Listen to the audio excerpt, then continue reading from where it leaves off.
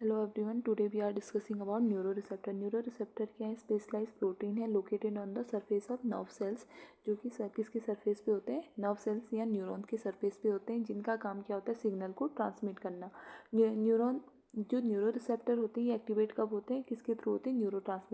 Neurotransmitter जब bind होते हैं हमारे पर्टिकुलर न्यूरोरिसेप्टर से, तब कोई बायोलॉजिकल रिस्पॉन्स शो होता है। ये दो टाइप के होते हैं, आइनोट्रोपिक और मेटाबोट्रोपिक।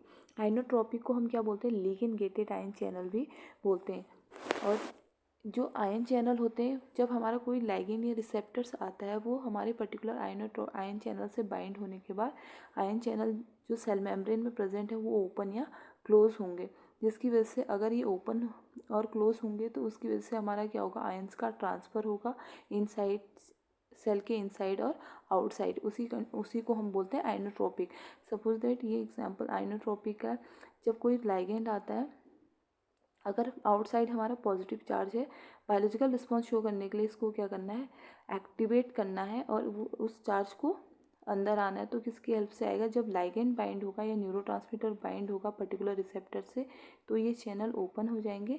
चैनल ओपन होंगे तो आयंस का मूवमेंट कहाँ होगा? इनसाइड सेल के अंदर होगा। तो हमारा जो पॉजिटिव चार्ज है वो सेल के अंदर आ जाएगा और बायोलॉजिकल रिस्पॉन्स शो होगा। जो एक्साइटेटरी आयन होते हैं वो सोडियम और कैल्शियम होते हैं। इनहिबिटरी आयन्स हमारे होते हैं पोटेशियम और क्लोराइड। अब है मेटाबोट्रोपिक। मेटाबोट्रोपिक को हम क्या बोलते हैं? जी प्रोटीन कपल रिसेप्टर भी बोलते हैं, 7 ट्रांसमेम्ब्रेन रिसेप्टर और सर्पेंटाइन रिसेप्टर। जी प्रोटीन कपल रिसेप्टर क्यों बोलते हैं? क्योंकि उसमें ग्वानिन प्रोटीन प्रेजेंट होता है। और 7 ट्रांसमेम्ब्रेन रिसेप्टर क्यों बोलते हैं?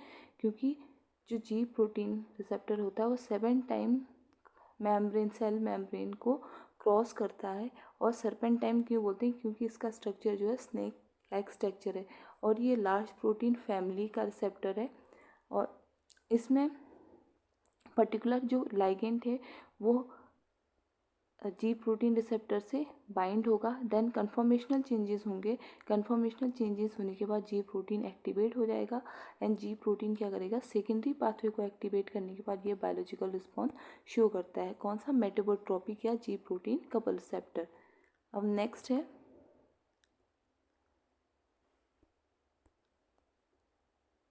On the basis of location. Location के बेसिस पे रिसेप्टर को अलग अलग पार्ट में डिवाइड किया है। फर्स्ट है एक्सटीरियो रिसेप्टर, इंटेरियो रिसेप्टर। एक्सटीरियो रिसेप्टर क्या होते हैं? जो हमारे रिसीव करते हैं सिग्नल को या स्टिमुलस को एक्सटर्नल साइड से। और इंटीरियर रिसेप्टर क्या होता है? जो रिसीव करता है सिग्नल को इंटरनल ऑर्गन से। एक्सटीरियर रिसेप्टर को 3 पार्ट में डिवाइड किया है, क्यूटेनियस, कीमो रिसेप्टर और टेलो रिसेप्टर। क्यूटेनियस रिसेप्टर जो होता है, जैसे touch, pressure, cold, warm, pain, ये हमें किस में आता है? क्यूटेनियस रिसेप्टर में। और कीमो रिसेप्टर में आता है टेस्ट और स्मेल। टेलो रिसेप्टर में विजन और हियरिंग आता है।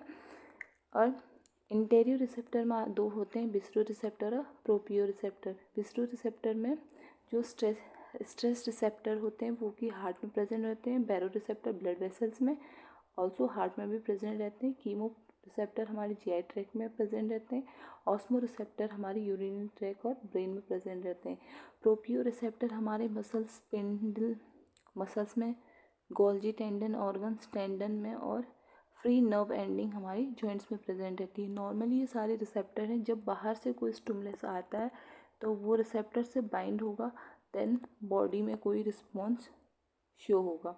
तो ये सारे रिसेप्टर हैं। अगर बाहर से कोई स्टिमुलस आ रहा है तो रिसेप्टर पर्टिकुलर रिसेप्टर से बाइंड होगा, सपोज दैट क्यूटेनियस रिसेप्टर। तो उसके बाद हमारा बायोलॉजिकल रिस्पॉन्स यहाँ पे शो होगा। सेम इंटीरियर रिसेप्टर में अगर बॉडी में कोई पर्टिकुलर ऑर्गन से कोई स्टिमुलस आ रहा है, वो रिसेप्टर से बाइंड होगा, देन बॉडी में रिस्पॉन्स शो होगा।